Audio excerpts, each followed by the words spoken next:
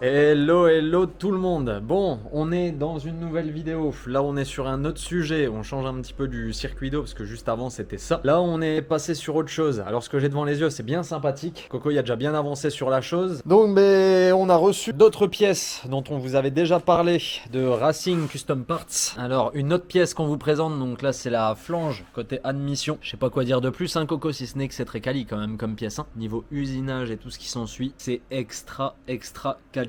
Donc on reçoit ces pièces donc qui sont usinées du coup CNC, en fait c'est inséré à ce niveau là parce qu'en fait c'est fait en deux parties et la partie qui vient contre la culasse ici est insérée avec la partie flanche qui vient se mettre donc du coup contre la partie qu'on voit là-bas, c'est-à-dire la partie vraiment collecteur d'admission, là où on vient charger toute l'air avant de rentrer dans le moteur. Et en fait là on peut voir que Coco il a commencé le travail sur celle qu'il est en train de nous fabriquer et déjà rien comme ça on se donne une bonne idée de la gueule que ça va avoir une fois fini. Alors autant dire que là en plus avec la petite finition, polissage des familles, effet miroir qui n'est pas fini forcément parce que là Coco il bosse dessus donc on a les traces de doigts, on a tout ce qu'on veut mais c'est normal, c'est en cours. Donc ouais là clairement petite pièce sympathique qui va bien faire plaisir. Et là du coup Coco qui a préparé les gabarits pour fermer petit collecteur d'admission, prend bien le temps aussi de faire des découpes bien comme il faut, parfaitement aux bonnes mesures pour tomber pile poil sur ce qu'il faut. Ça prend combien de temps à peu près Coco de faire une admission? Si tu prends tout de A à Z, ça prend quand même pas mal d'heures, hein, du coup mis bout à bout. Nous, c'est la préparation des pièces, hein, de toute façon, comme on dit toujours. Ouais. Et surtout, la mise en place dans la voiture, parce que là, on est sur quelque chose de vraiment sur mesure. Donc, faut s'assurer que ça passe et qu'une fois qu'on a fini, on se retrouve pas bloqué avec quelque chose qui se monte pas. Exactement. Parce que là, justement, l'admission, elle a été faite, du coup, en conséquence de l'espace qu'on a, on va dire, dans la baie moteur. Donc, c'est-à-dire que Coco, quand il a fait les gabarits, quand il a présenté les tubes, il a d'abord mis du scotch pour le pré-assembler, le positionner dans la baie moteur pour voir, en fait, niveau espace, ce qui lui laissait, lui restait comme place, ce qu'il pouvait faire pour venir positionner par la suite le papillon. Et aussi, surtout, que c'est un truc qui a son importance, mais en fait, juste derrière le moteur, il y a le refroidissement. Donc, ça va, heureusement, il y a de l'espace. Et du coup, l'admission, donc, collecteur d'admission, donc, qui vient ici à peu près en étant grossier parce que là du coup il y a le boîtier d'eau comme on l'avait montré lors du refroidissement qui vient juste ici, donc il fallait absolument regarder que tout passe bien, que rien ne gêne une autre chose. Donc là pour le coup on essaye, il y a de la place partout. Oh, un autre VR6 en train d'être démonté, c'est ça t'es sûr? Pas du tout, c'est un 1,9 litre TDI grand. TDI, allez. Exactement. On n'en dira pas plus. Mais ouais, en tout cas, ça fait plaisir. Une belle pièce que ça va être ça une fois fini. C'est un quoi ça? ABF. ABF? Parce que c'est vrai que du coup, Moteur Golf 3 GTI 16. Coco entre deux était occupé sur autre chose aussi. C'est pour ça que forcément, il y a des petits temps entre les vidéos. C'est parce qu'entre deux, il y a des petits trucs sympathiques qui sont à faire. C'est vraiment, ça à dire, c'est la première pipe d'admission que j'ai fait quand j'avais acheté mon poste à souder. Donc il faut vraiment pas regarder au soudure ou quoi que ce soit. Alors regardez aux soudures, ouais. Première. En plus de ça, tu t'étais amusé à l'époque. Et On va c'est dire poli, plus ou en moins fait, atténuer les ouais. soudures et tout. Faudrait refaire complètement en fait toute cette partie-là. J'aurais dû faire un étranglement et tout. Donc, mais en fin de compte, on verra ça vraiment plus tard. En fait, je l'ai juste posé pour éviter qu'il y ait de la poussière qui va dedans. Ouais, après j'allais dire juste en reprenant du principe que ça c'est ta première pipe, tu as fait ça quand tu n'étais de base pas soudeur, t'étais juste on va dire un autodidacte, on va dire tu t'es débrouillé, t'as fait tout seul. Donc clairement, moi qui ne suis pas soudeur et moi qui me suis déjà essayé un petit peu à la soudure de temps en temps, déjà arriver à faire une pipe comme ça déjà je trouve que pour une première c'est déjà honorable. Là c'est un bloc que t'as remonté du coup qui est censé faire combien ça? Il avait sorti 620. 620, il avait sorti 620 chevaux, mais là on va lui mettre un petit peu moins. J'ai baissé, on va dire, un petit peu le setup complet du moteur et on va sortir 500. D'accord, mais bon, 500, 4 cylindres, 1,8 litre de cylindrée du coup celui-là, ça 2 litres celui-là, 2 litres pardon.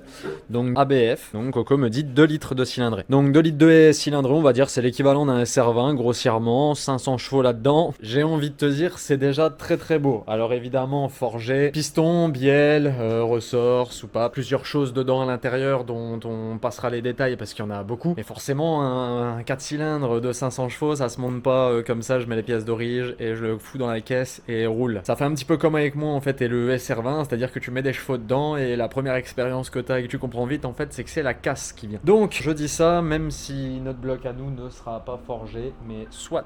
Donc Coco alias Crazy Build va continuer donc de faire la pipe d'admission, d'assembler tout ça, découper les parois. Donc on se retrouve juste après ça.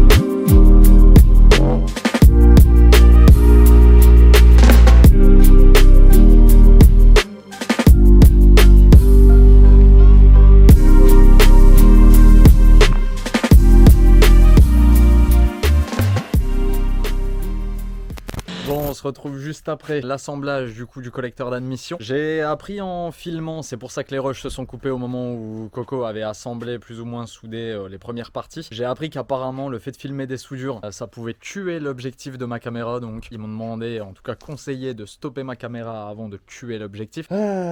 Donc du coup ça fait que on n'a pas pu filmer malheureusement Coco en train de souder cette magnifique pipe d'admission que j'ai sous les yeux. On va attendre qu'il revienne parce qu'il est juste à côté pour vous montrer du coup le travail qui a été fait. Alors l'assemblage est terminé, donc ça veut dire que la flange est mise en place avec l'ensemble des parois pour fermer le collecteur d'admission et le papillon, donc pour laisser passer les gaz, les laisser rentrer dedans. Déjà une excellente chose de fait, il n'est pas tout à fait fini parce qu'il reste encore 2 petites bricoles à faire dessus qu'on va vous expliquer, mais dans l'ensemble j'espère que vous allez kiffer autant que moi. Parce que moi franchement je suis très satisfait de la pièce que j'ai là.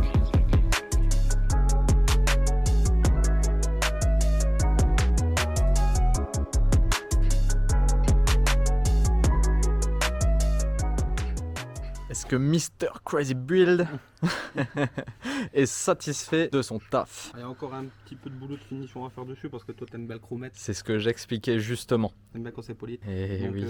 il y a encore un petit peu de boulot de polissage à faire dessus, mais en soi, ouais, je suis quand même assez content. Après, à savoir que là, on a pris une très grosse épaisseur comparé à ce qu'il se fait d'habitude. D'habitude, quand tu regardes, les gens ils font leur pipe d'admission en 3 mm, max 4. Nous, on a pris du 5 pour être sûr que ça travaille pas. C'est vrai que avec le poste à souder que j'ai, on arrive vite aux limites sur du 5 mm. Faut quand même bien chauffer et bien y aller. Honnêtement, c'est bien fondu, ça bougera jamais. Alors sur de l'aspect, on n'est pas des robots, mais... T'as répondu à une question du coup en même temps pour ceux qui se demandaient pour le chalumeau pourquoi il y avait un chalumeau qui se baladait pour chauffer les pièces. C'est pour ça. Ouais, c'est pour aider déjà à l'amorce dès le départ. Sinon, pour refaire ton premier point, être sûr que ça se fond bien, en gros, il va rester peut-être 4, 5, 6 ou 7 secondes sur le même point, alors que quand c'est chaud, t'arrives, tu fonds et c'est reparti. Yes. Donc du coup, comme je disais, il reste des choses à faire. Elle n'est pas 100% finie. En fait, comme on peut le voir, les traces noires qu'on voit autour des soudures, c'est tout simplement la pâte à polir parce que tu as commencé à polir les surfaces. Les contours noirs ici, qu'on peut avoir là, les contours noirs. Yes. En fait, c'est le décapage lors de la soudure. Ok, d'accord. Et ça part pas à la polisseuse d'abord. Si, quand tu regardes l'orange, j'ai réussi à l'enlever à des endroits, tu vois. Mais c'est juste, j'avais déjà passé 3h30. Et je sais que t'aimes bien le faire, donc je vais te laisser le faire. Tu vas me laisser finir. Voilà, c'est ça. T'avais fait les cache-culbus sur le JZ, et tu vas faire la pipe d'admission sur le t'as tout compris.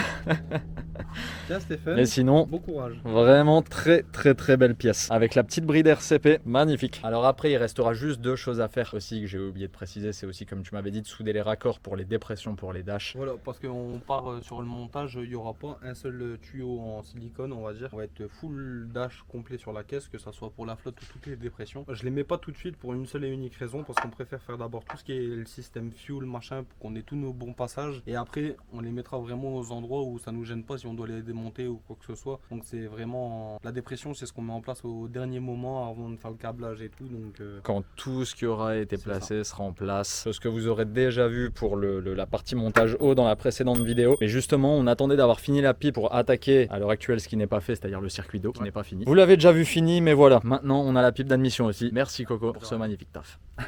Ça fait plaisir. Et puis les amis, j'espère que ça vous plaît tout autant de voir ça et de voir de l'avancement sur la caisse. Ça va reprendre là. Ah là, on ça va attaquer sec. Ouais. On a été en pause longtemps parce qu'après, il faut pas oublier, il y a les pièces aussi. Oui, qu'il faut attendre, commander, les finances, exactement. Voilà, c'est ça. Faut pas oublier les mecs que c'est des gros projets, que même s'il s'est débrouillé pour dire franchement Stéphane, moi j'ai un truc à dire, c'est bravo. Déjà pour ton implication dans le projet. Ah oui, parce qu'il y en a plein qui pensent pas, mais en fait c'est des restrictions tout au long de l'année pour faire une voiture comme ça et vivre sa passion. C'est vraiment pas tout le monde qui s'investit comme ça dans un projet, et c'est ça aussi qui fait plaisir et c'est ce qui donne aussi envie de te suivre. Donc quand on regarde toutes les années, toutes les vidéos que tu fais et tout, tu t'impliques énormément dans ce que tu fais et on va tout faire pour que ça paye, quoi. J'essaye du mieux que je peux. En tout cas, merci aussi à Coco ici présent pour me soutenir comme d'autres partenaires et pouvoir m'offrir la possibilité aussi d'avoir ça, parce que sinon clairement je pense que ce serait pas le cas non plus. Donc merci aussi Coco, et merci à vous aussi, parce que si l'envie est là et la force et le courage, et ça fait partie aussi du truc. Donc merci à tous les potos, j'espère que la vidéo vous a plu et puis on se retrouve très rapidement pour la suite. Tchuss.